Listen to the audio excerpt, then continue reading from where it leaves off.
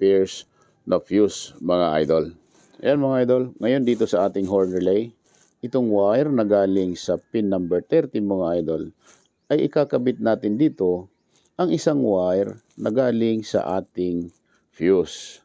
Mas maganda mga idol kung ang gagamitin nating wire ay number 18 o kaya ay wire number 16. Automotive wire mga idol. So gamitin natin yung pure copper wire. Okay? Wire na galing sa pin number 30 mga idol. Ano? Ito ay kinabit natin sa isang wire na galing sa fuse. Okay?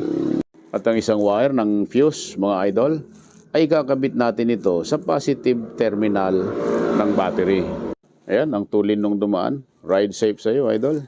Ayan mga idol, ang isang wire na galing sa ating fuse ay kinabit natin ito sa positive terminal ng battery. Okay? Ayan, sunod natin gagawin mga idol. Kunin natin itong black wire na galing sa ating Nitri Plus Pro Music.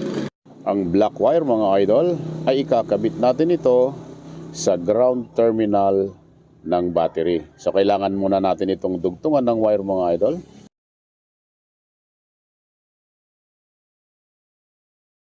Ayan mga idol tropa, ang black wire ay dinugtungan natin ito ng wire at ikakabit natin ito sa negative terminal ng battery.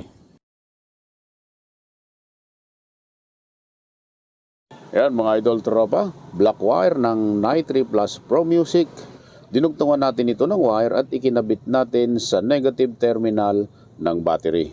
Ayan mga idol, so ngayon may dalawang wire pa na natitira galing sa ating Nitri Plus Pro Music. Kung saan ito yung kulay blue at kulay brown wire. Ayan mga idol. Ngayon dito na tayo sa ating loud horn mga idol. Una natin gagawin sa ating loud